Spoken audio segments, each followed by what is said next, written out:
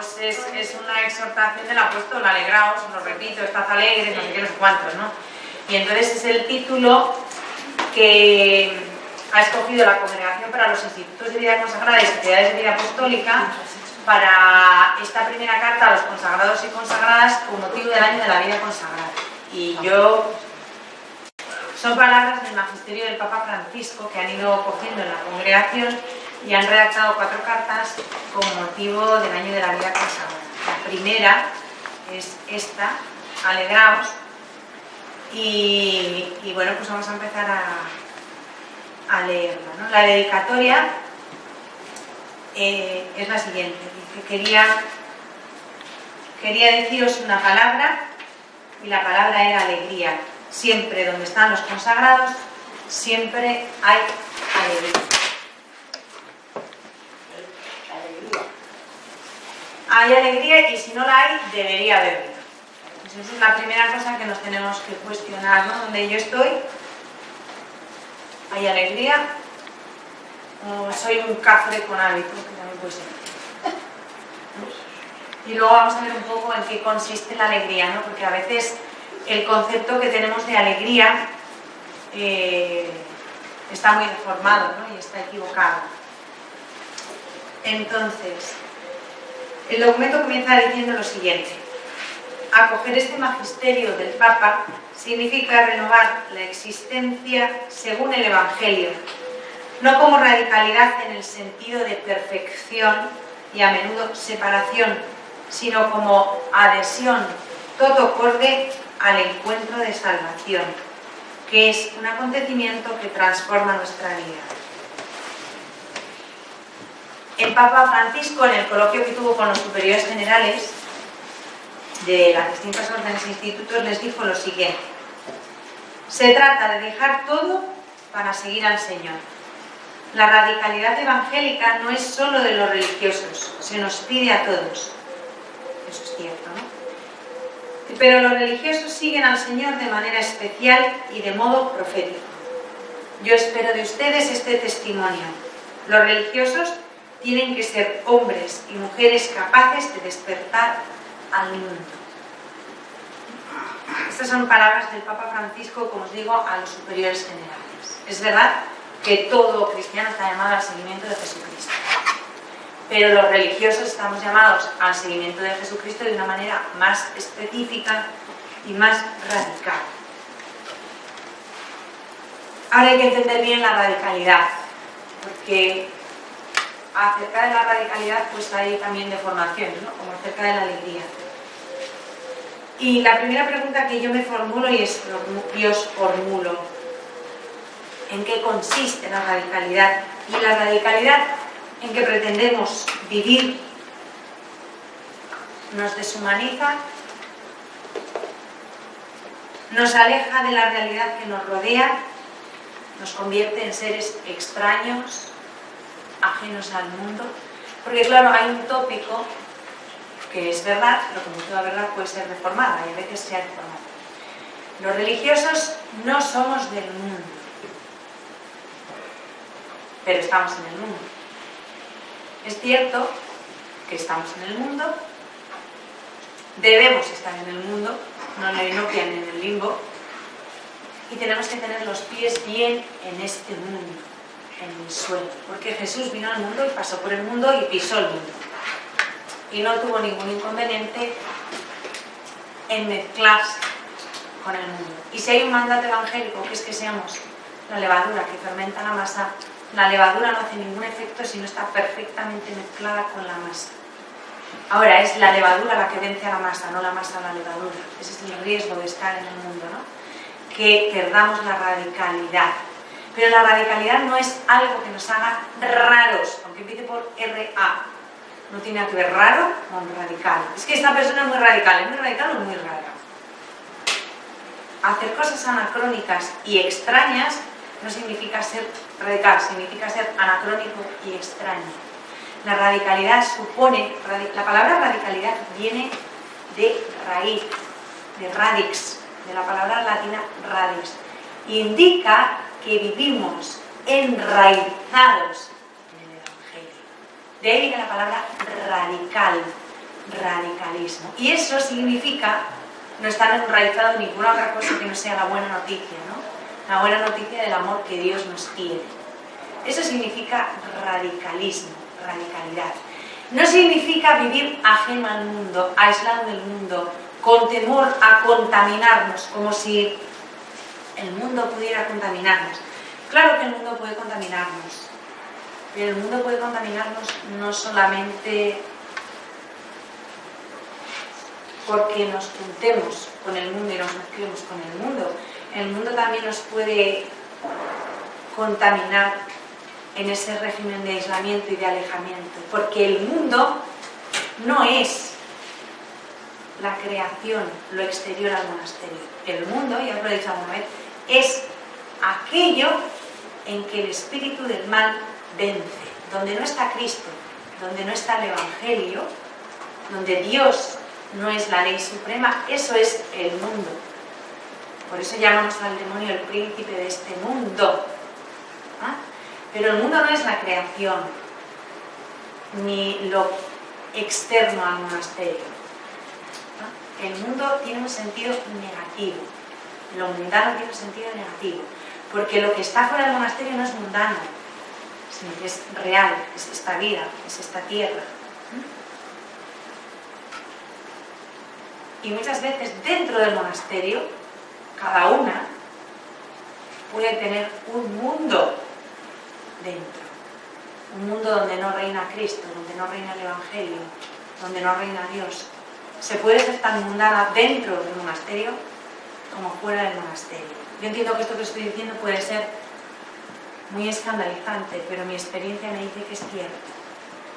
Y por otro lado, también la experiencia me dice que si tú estás bien enraizada en Cristo, bien radicada en Cristo, nunca te vencerá el mundo, aunque estés todo el día en contacto con el exterior. El radicalismo viene de vivir bien enraizado en Jesucristo y en su buena noticia. No tenemos que tener miedo al mundo, y de hecho no nos recogemos en el monasterio ni en nuestro castillo interior para huir del mundo, sino para radicarnos bien en Cristo, para enraizarnos bien en Cristo. Vamos a Galilea para luego poder volver sin miedo a Jerusalén, a Judea. Eso no se nos tiene que olvidar. Cuando hablamos de radicalidad, tenemos que tener en cuenta siempre que no podemos permitir que nada, en nombre de Dios, en nombre de la santidad, en nombre del Evangelio, en nombre de la radicalidad, en nombre de la fidelidad, nos puede deshumanizar. Si nos deshumaniza, si nos hace fríos, si nos hace ajenos a los hombres, no estamos viviendo el Evangelio, porque no hay nada más humano ni más cercano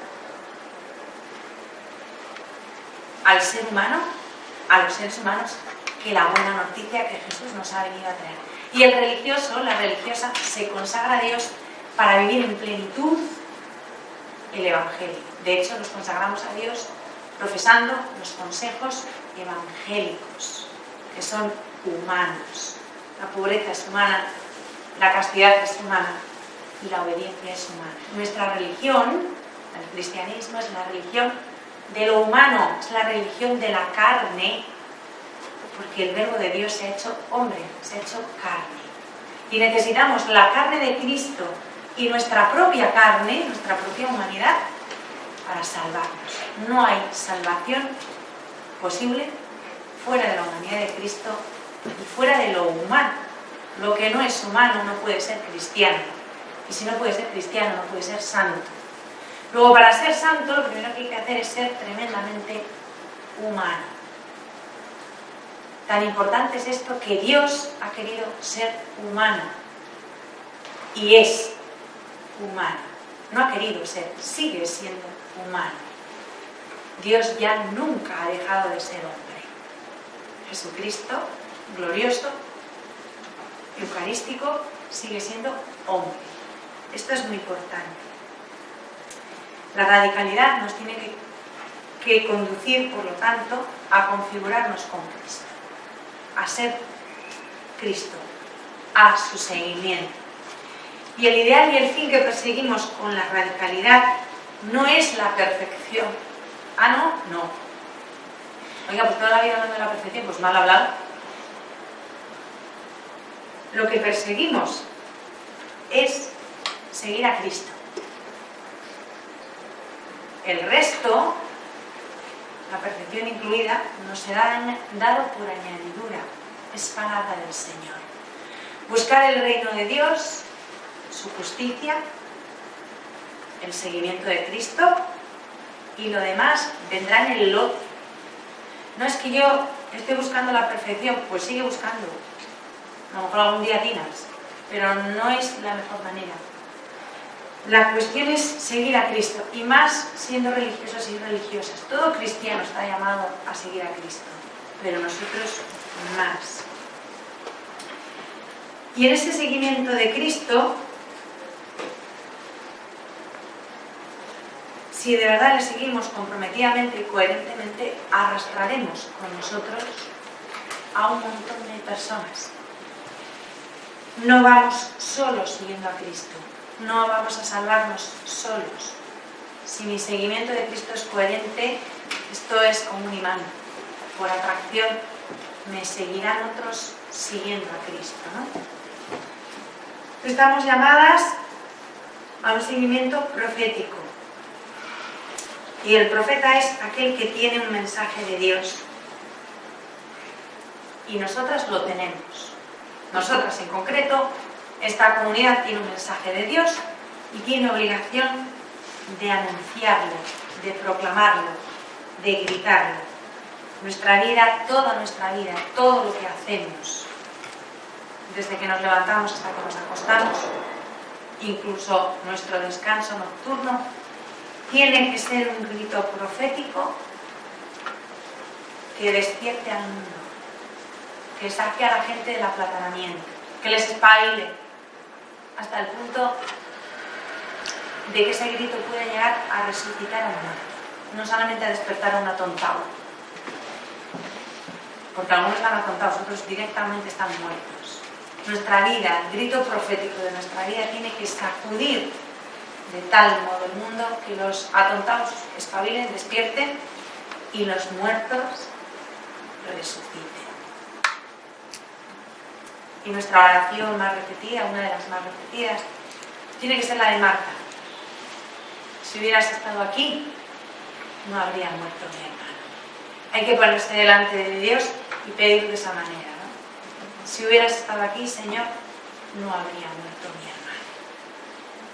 Y a base de pedir, conmover, sacudir al mundo y sacudir las entrañas de Jesús, ¿no? Y para ser grito profético, lo primero, lógico, de cajón, es estar nosotras despiertas.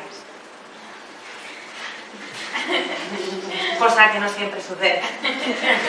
No estar muertas, estar llenas de vida, de fuerza.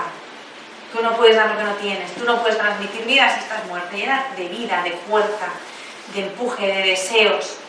Luego nos saldrán las cosas como nos salgan, pero por lo menos el deseo, la intención, las ganas, lo tenemos que tener. Y estar despiertas, alertas, espabiladas, no instaladas, no dormidas. Por eso es necesaria la radicalidad. Tenemos que prescindir de interpretaciones diluidas, de interpretaciones light del Evangelio. No es que el Evangelio dice a todo el que te pide, dale. Bueno, sí, pero esto hay que interpretarlo, no. Al que te pide, dale. Y al que te pide la túnica, dale también el manto.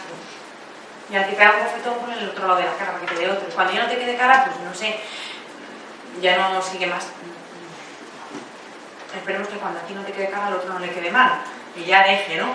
Pero no hay que interpretarlo. El Evangelio hay que vivirlo con radicalidad. Y el problema es que muchas veces en la vida consagrada no se vive, porque hay que interpretarlo.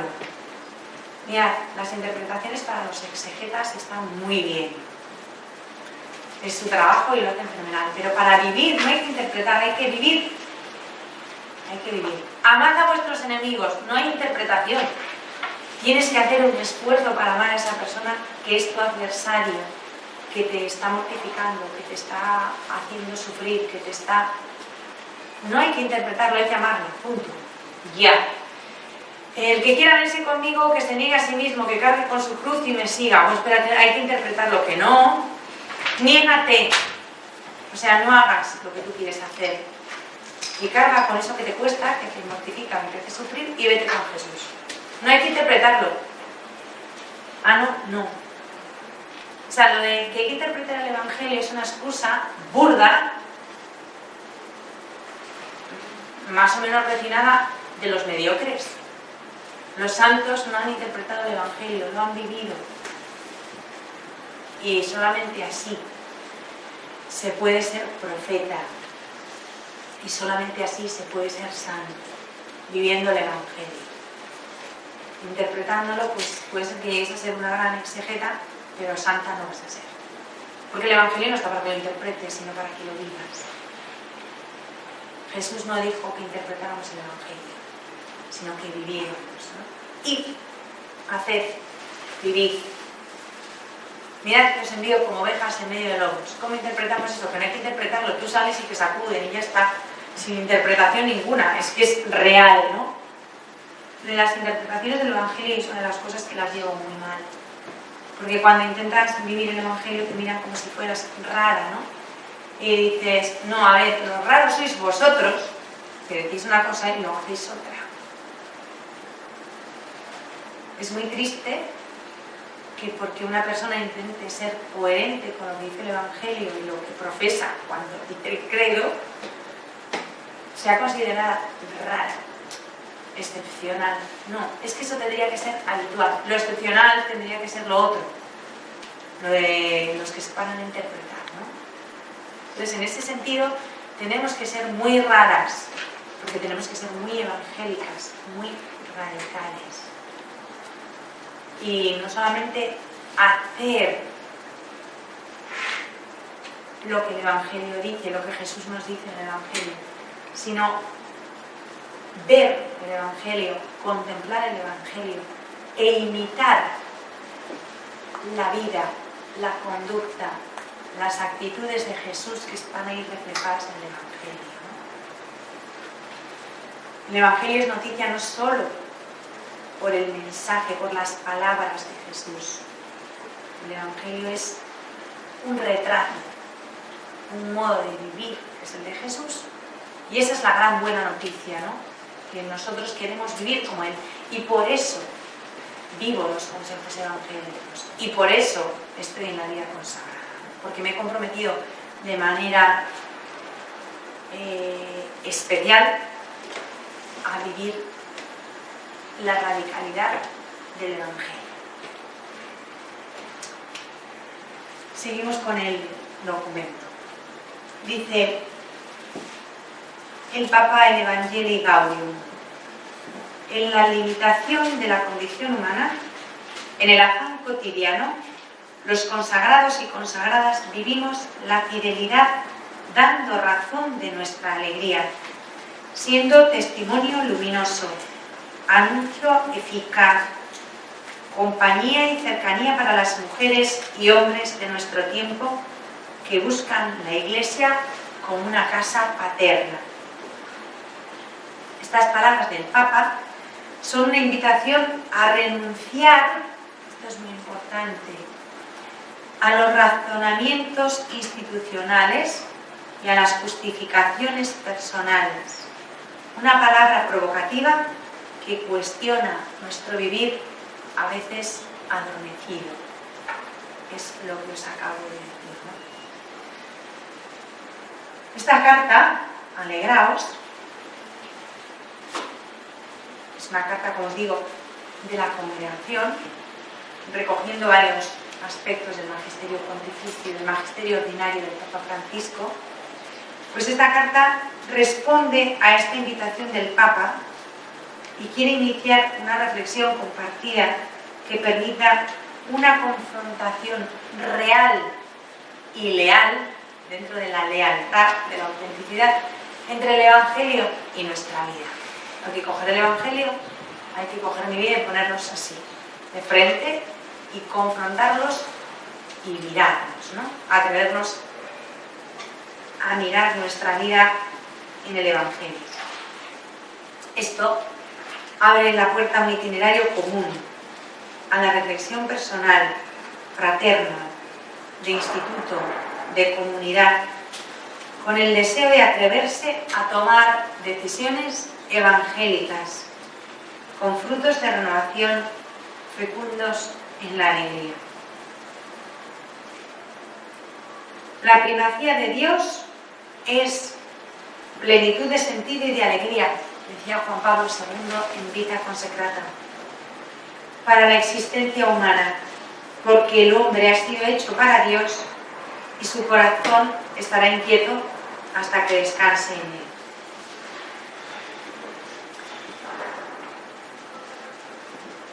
El consagrado nunca camina solo. Esto lo tenemos que tener súper claro. Esto no lo hice documentos, lo digo yo desde mi experiencia. Me ha venido leyendo el documento. El consagrado nunca camina solo. La solitariedad y el aislamiento no son de Dios. Porque una cosa es la soledad, que sí es de Dios, estar a solas con Él solo. Y otra cosa es la solitariedad, que es lo mismo que el aislamiento. En la soledad hay vida y vida abundante, porque es soledad llena de Dios, soledad en compañía. Y la solitariedad indica muerte, aislamiento, vacío. Porque el solitario no ama a nadie. No quiere decir que se está muriendo, si no está muerto ya. Mientras que el que está a solas con el solo, está amando al mundo entero. Desde las entrañas de Dios, abarca al mundo entero. Esa soledad es fecunda y es soledad en compañía. Es una soledad física, material, pero llena de Dios, llena de la Iglesia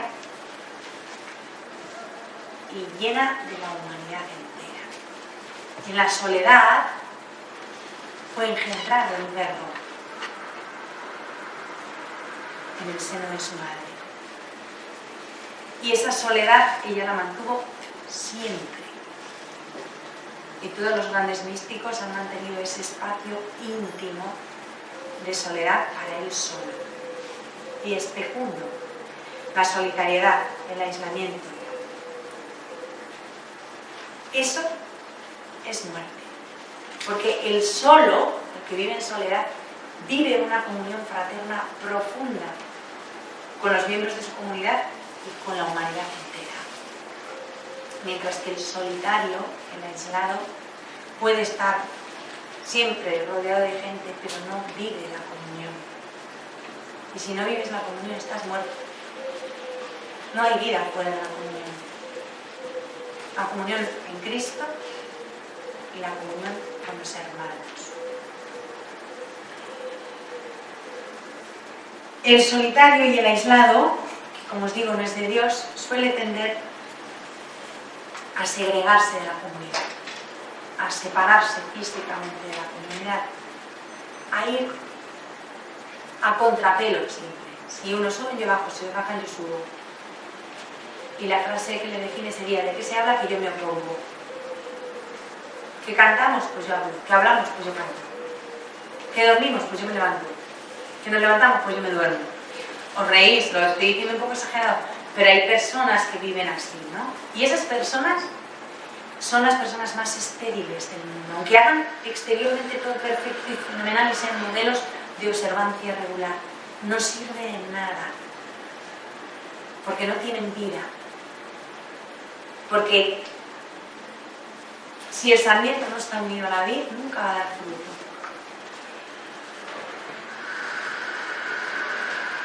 La segregación de la comunidad es algo farisaico y viene siempre del Espíritu de Dios. Nunca del Espíritu de Dios va a venir la división, la separación. Del Espíritu de Dios siempre viene la comunión, la unidad perfecta, que sean completamente uno para que el mundo crea. ¿Y por qué digo que es farisaico? Porque muchas veces los que se segregan de la comunidad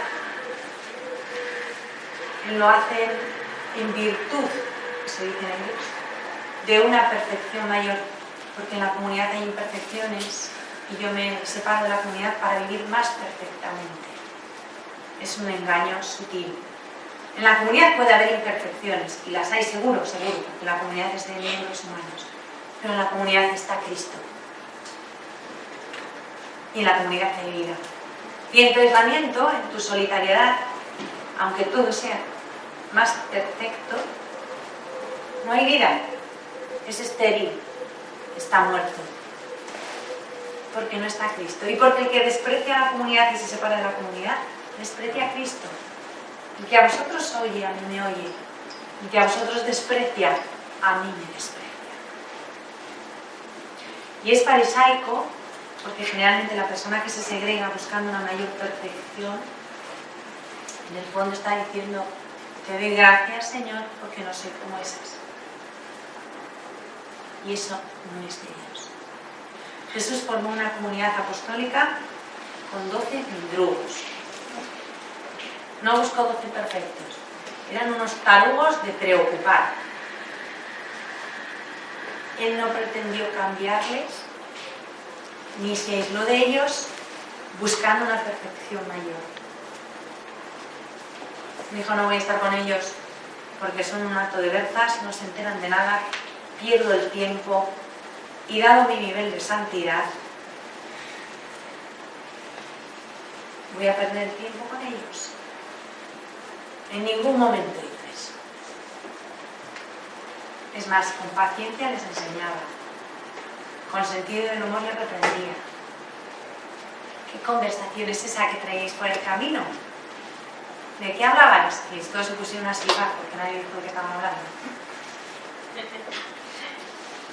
¿Quién va a ser el primero? ¿Quién va a ser el primero? Porque tú me dijiste, porque tú que te has querido y porque no.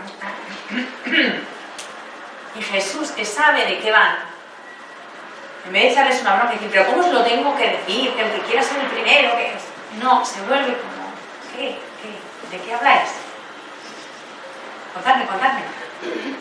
Nadie contó. Eso también pasa a veces.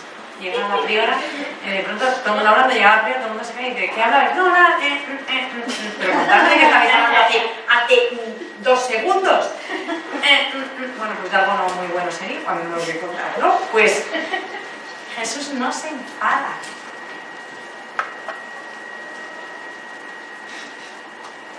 Ni se aísla en aras de una perfección mayor.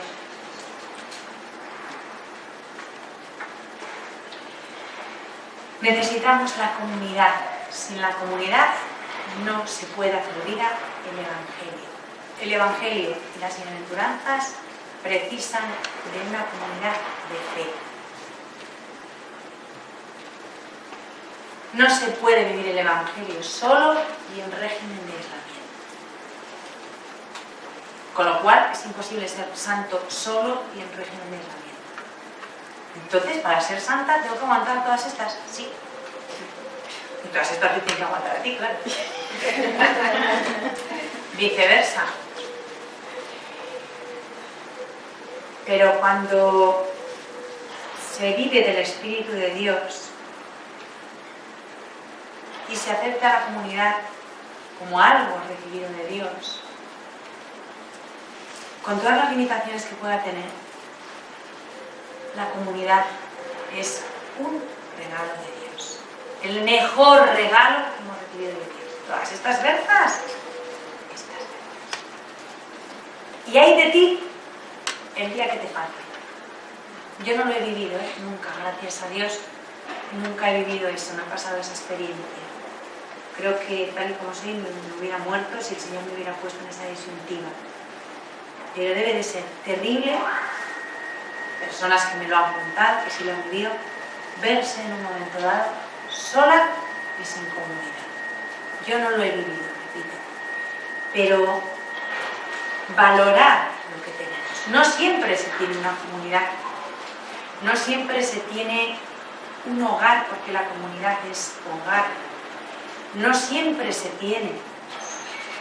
Y creo que cuando se tiene y se pierde, se valora mucho más, ¿no? Os lo he dicho muchas veces, lo repito y lo repetiré mientras me quede un aliento de vida. Lo más grande que yo tengo después de Dios es la comunidad. Después de Dios, cuando digo Dios, digo su gracia y mi llamamiento, mi vocación. Lo más grande, más que todo, es la comunidad. Y después de Dios, lo que más tengo que amar en esta vida es la comunidad. Porque Dios no me va a dar nada, puesto que me ha traído a la comunidad, fuera de la comunidad, ni al margen de la comunidad. Si hubiera querido darlo por otros medios, me hubiera puesto en otra situación de vida. Pero cuando a mí me ha llamado aquí, me ha traído aquí, me ha consagrado aquí, es porque todo lo que tiene que darme me lo va a dar aquí. Y es tontería y necedad buscar por otra parte. Es un error mayúsculo. Es una tentación que a todos nos asalta en un momento dado. Y si no os ha asaltado todavía, no os preocupéis que ya os asaltará. Esa tentación todos la padecemos antes y después, pero sabed que es una tentación. Y hay que luchar para no caer en ella. Nada se nos va a dar fuera de la comunidad. Dios nos lo va a dar todo en el seno de la comunidad, en la comunión con las que Él me ha dado. Que yo no las he escogido, me las ha dado Él. Y me las ha dado Él en su designio de amor eterno. Es un misterio, pero es el misterio que va ligado a mi vocación, al plan que Él tiene para mí. Después de Dios, la comunidad, y luego ya el resto, familiares, amigos, conocidos, Dios y mis monjas. Mi prioridad, Dios. Después de Dios, mis hermanas, y después el resto. Esto es la introducción. No sé si es un poco rollo. ¿Hay algo que preguntar? Me quedan muchas cosas que decir, pero es que conviene avanzar. Pero se me ocurren miles de millones de cosas que no voy a preguntar. Mira.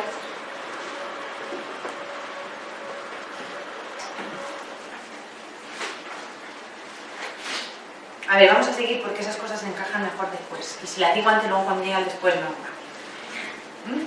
Va. Pasamos a la primera parte, al primer punto. Bueno, antes de seguir, ¿hay alguna duda de lo que he dicho hasta ahora? Si se entiende fácil, el lío es hacerlo, ¿verdad?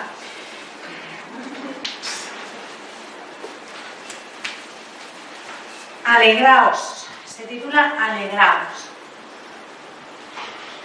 Alegraos, regocijaos, llenaos de alegría. Esa es la primera parte del documento, ¿no? Luego hay una segunda parte que es muy bonita, que dice consolad a mi pueblo, y después unas preguntas que deja ahí el Papa Francisco para la reflexión, ¿no? Pero lo primero es alegrarnos, y una vez alegres, dedicarnos a consolar. Todo este documento, Alegraos, está apoyado en el profeta Isaías, ¿no? Isaías es el profeta de la alegría y de la consolación de Dios.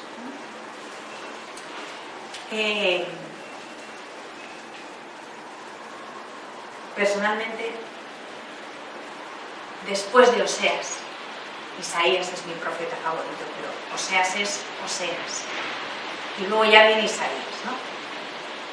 Y el documento comienza así: alegraos, regocijaos, llenaos de alegría. Y con este texto precioso de Isaías, que ya hemos leído muchas veces, pero lo voy a leer para que nos centremos, ¿no? Festejad a Jerusalén, gozad con ella todos los que la amáis, alegraos de su alegría los que por ella llevasteis luto, porque así dice el Señor: yo haré derivar hacia ella como un río la paz, como un torrente en crecida las riquezas de las naciones. Llevarán en brazos a sus criaturas y sobre las rodillas las acariciarán.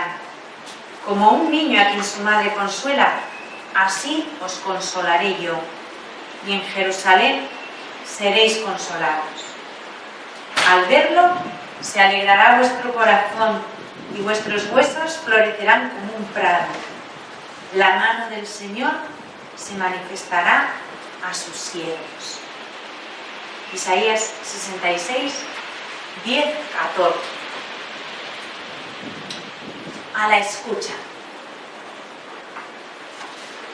El documento, en esta primera parte, es alegraos, regocijaos, llenaos de alegría. Viene después, como si dijéramos, diferentes apartados. Uno es a la escucha, después el siguiente es esta es la belleza, siguiente es al llamaros, siguiente encontrados, alcanzados, transformados, y por último, en esta primera parte, en la alegría del sí fiel. A la escucha. Lo primero que le estamos escuchando al profeta es que nos está diciendo que nos alegremos, que festejemos, que celebremos. Con el término alegría, la Sagrada Escritura expresa una multiplicidad de experiencias colectivas y personales relacionadas en particular con el culto religioso y las fiestas, reconociendo el sentido de la presencia de Dios en la historia de Israel. Este es el sentido del término alegría en la Escritura. La presencia de Dios con su pueblo es la fuente de la verdadera alegría. Y toda la exhortación que nos hace Isaías a alegrarnos, a regocijarnos, a estar felices y a festejar, es porque Dios es presente en nuestra vida, porque Dios está con nosotros, ¿no? Y ahora mi pregunta, que os hago a vosotras y me hago yo, y queda ahí en el aire para que reflexionemos, es: ¿de dónde brota nuestra alegría? Mi alegría, cuando la tengo, la debería tener siempre. ¿De dónde brota nuestra alegría? ¿En qué consiste nuestra alegría? El fundamento de nuestra alegría debe ser siempre, es la presencia de Cristo en nuestras vidas. Y que nuestras vidas transcurren en su presencia. Esa es nuestra alegría. Por eso tenemos que estar siempre alegres. Y si no lo estamos es porque no estamos bien situadas. Porque la presencia de Cristo en mi vida no va a faltar nunca, a no ser que yo le expulse de mi vida. Y mi vida va a transcurrir siempre en su presencia, a no ser que yo decida otra cosa. Luego, estar alegre o no estar alegre es una decisión personal mía, no es un estado de ánimo. Yo puedo sentir lo que sienta, pero mi alegría no me la puede robar nadie, porque mi alegría es Jesús, mi alegría es Cristo, y solamente yo le puedo alejar de mí si pierdo la gracia. Pero soy yo que le pongo barreras y le alejo de mí. Él no se aleja. Aunque yo peque y aunque yo pierda la gracia de Dios, que es más grande que la vida, la pierdo porque yo la quiero perder. Me alejo porque he decidido alejarme, pero lo grande es que Él no se aleja de mí. Nada ni nadie puede impedir a Dios estar conmigo, estar cerca de mí. El amor de Dios es invencible y el amor de Dios no se detiene nunca, no frena nunca, no para nunca. Ni mi pecado frena o limita el amor de Dios. Limita mi amor hacia Él, limita mi cercanía de Él. pero a Él no. El amor de Dios es más fuerte que todo, es omnipotente. Por supuesto, es más fuerte que mi pecado. Y el amor de Dios es mi alegría. Si pierdo la alegría es porque yo libremente decido perderla. Esto es muy importante. La alegría no es el pollón, el jolgorio, no, eso pueden ser en determinados momentos manifestaciones externas de la alegría.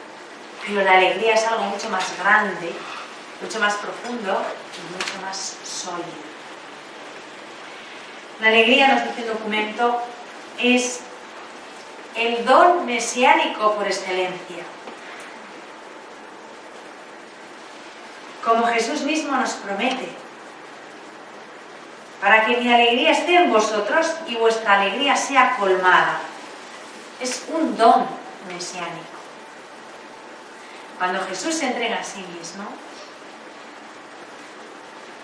en la última cena, nos entrega la alegría.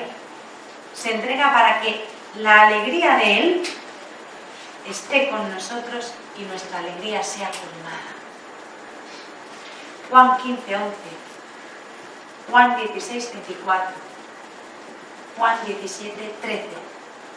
Jesús nos habla ahí de la alegría en el discurso de la cena, en la oración sacerdotal. Cuando habiendo amado a los suyos, los amó hasta el extremo. Ahí está el colmo de su alegría. Amarnos hasta el extremo, darse. Es el don mesiánico por excelencia. Y ahora viene la gran pregunta para una samaritana. ¿Yo soy portadora de ese don? Si conocieras el don de Dios, ¿y quién es el que te pide de beber? Le pedirías tú a Él, y Él te daría un agua viva, una alegría viva, eterna. Y tú tienes que portar el don. Y yo tengo que portar el don mesiánico por excelencia. Y evidentemente no puedo dar a nadie lo que yo no tengo. Podríamos decir que una samaritana triste es una mentira mayúscula. No tiene razón de ser, no existe. Ningún consagrado triste. Pero una mujer que está llamada a ser portadora del don de Dios, si la alegría es el don mesiánico por excelencia, somos portadoras de alegría, portadoras de amor, portadoras de esperanza. ¿De verdad soy portadora del don?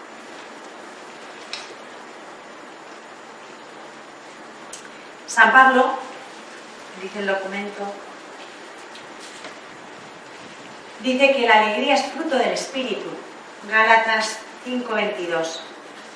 Es una nota típica y estable del reino. Leed Romanos 14:17, que se refuerza en la tribulación y en las pruebas. O sea que cuantas más tribulaciones y más pruebas, más fuerte es nuestra alegría. Ah, pues yo creí que era al revés. Pues así estamos, como nos creemos al revés, así nos luce luego el pelo, ¿no? Y ponemos a veces como, ¿qué dice? ¿Qué está diciendo?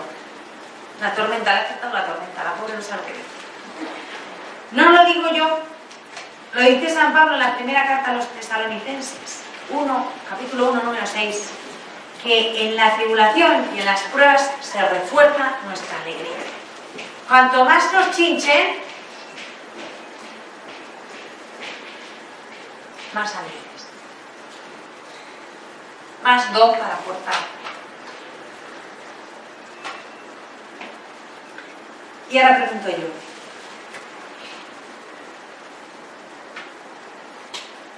no intento dar puñetazos en el hígado a nadie, pero tengo que preguntarlo. ¿Es estable nuestra alegría? ¿O son momentos subidones, ratitos, y luego me vengo abajo? ¿Es estable nuestra alegría? Nuestra alegría debe ser un modo de vivir, una atmósfera ambiente, un ecosistema.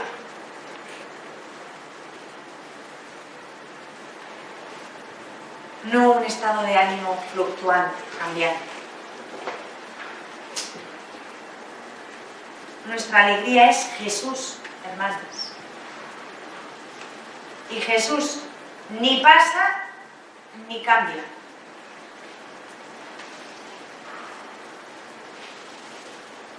Porque el don de Dios es Jesús. Y somos portadoras de Él. Hay un coral protestante muy famoso de Bach, Juan Sebastián Bach, que se titula así: Mi alegría es Jesús.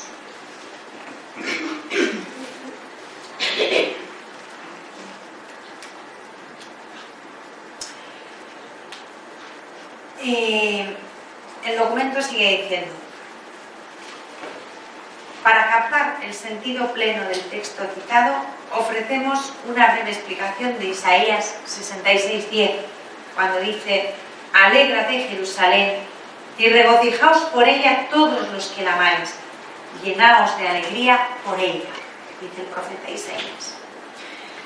En los capítulos 65 y 66 de Isaías se evoca el tema del pasado, todas las averías y fechorías que el pueblo había hecho.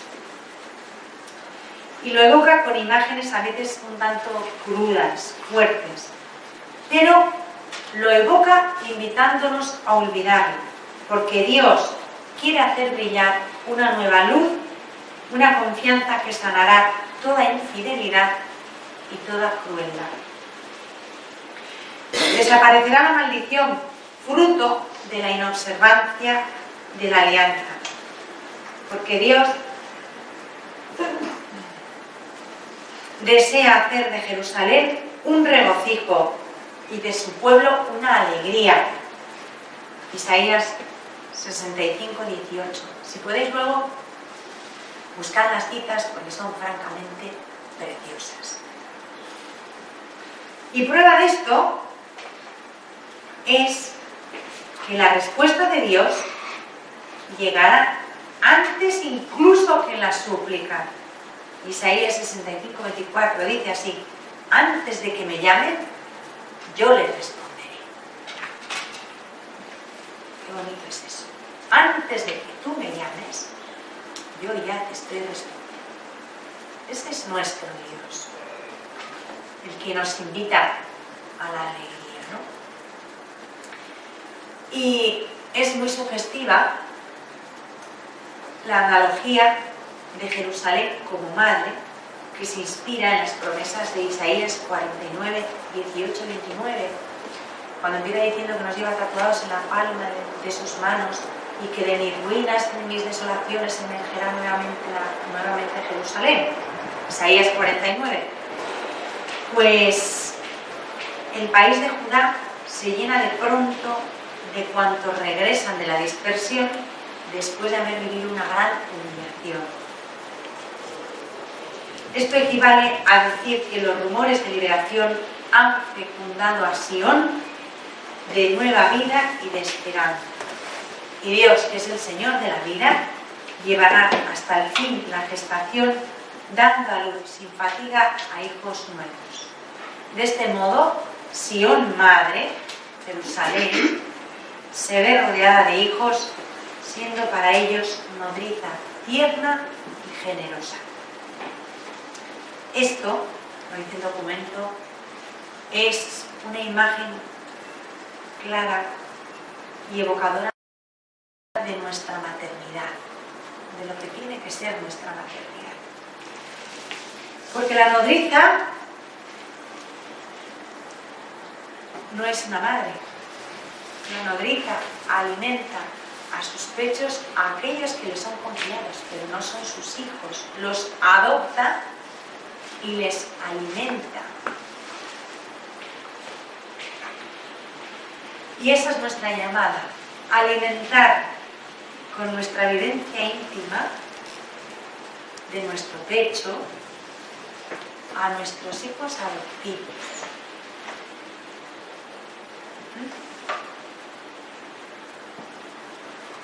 Sigue diciendo el documento: alegraos. Nos encontramos una multiplicidad de vocablos repletos de significado. Alegraos, exultad, regocijaos. Y también consuelo, delicia, abundancia, prosperidad, caricias, etc. Ante la carencia de una relación de fidelidad y amor, se había caído en la tristeza y la esterilidad.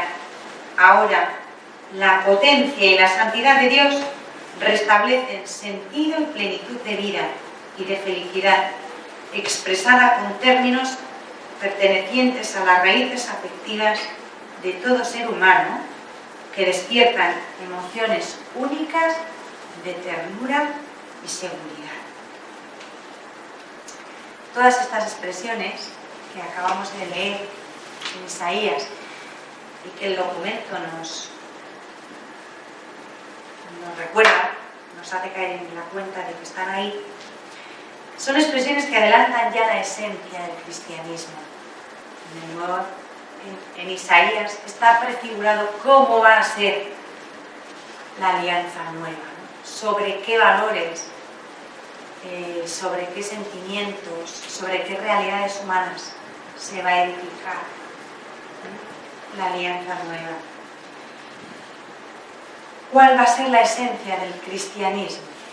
Pues la esencia del cristianismo va a ser la humanidad de Jesús, a través de la cual Dios entra a participar de los sentimientos y de las vivencias humanas. A través de Jesús, Dios exulta, se alegra, se regocija, experimenta el consuelo, la abundancia, las caricias, la ternura. Todo eso, Dios se hace partícipe de la humanidad sirviéndose de Jesús. En Jesús. Necesitaba un cuerpo humano, una humanidad, para vivir todo eso, para experimentar todo eso.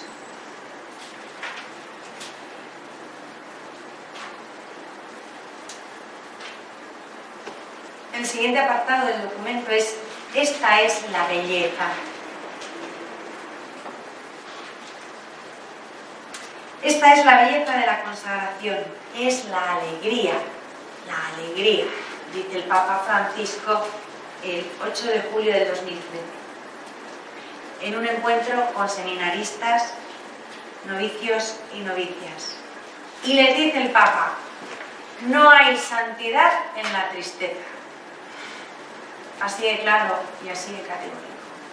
La tristeza es absolutamente incompatible con la santidad.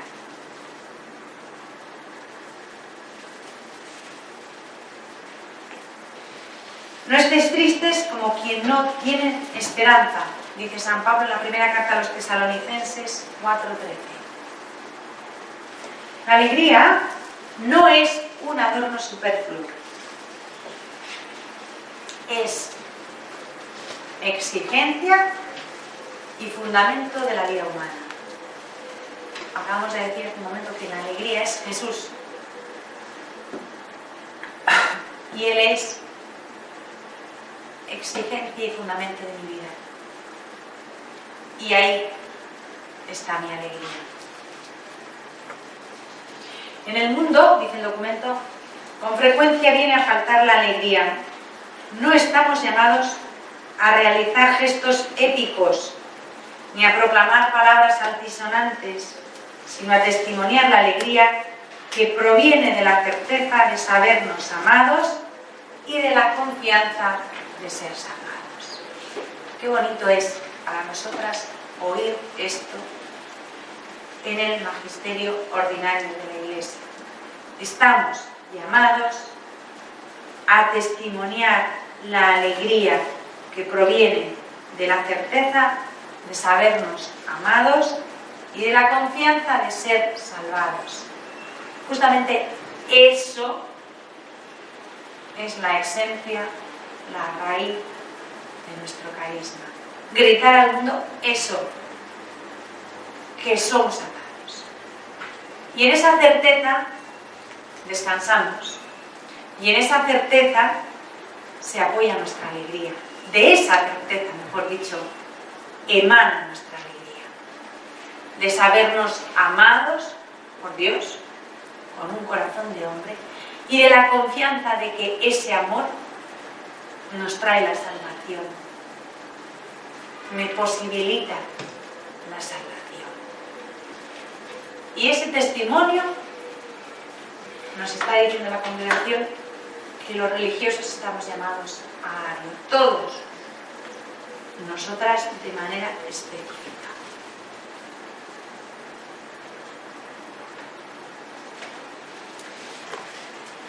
Sigo con el documento.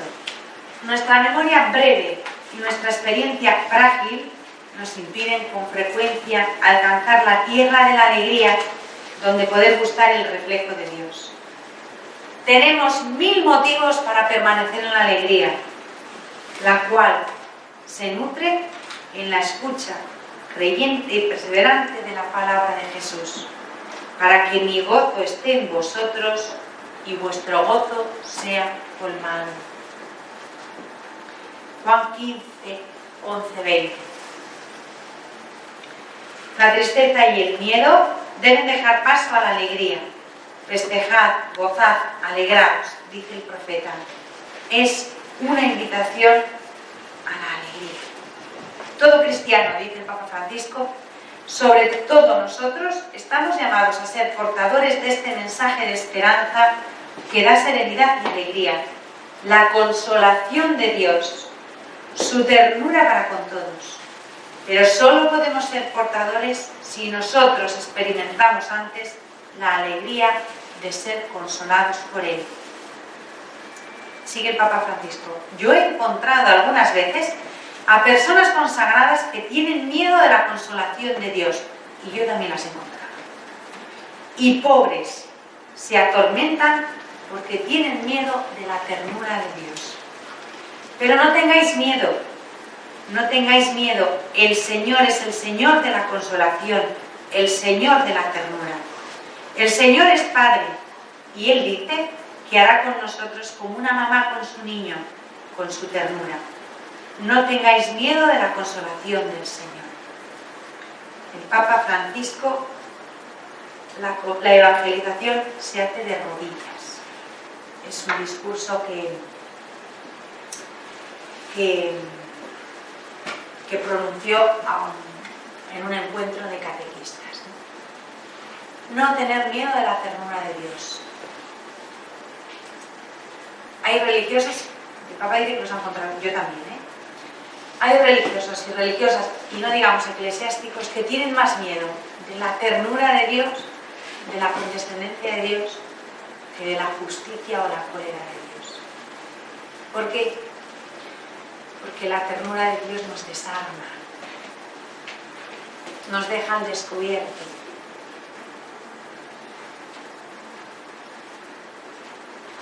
Deja patente nuestra fragilidad.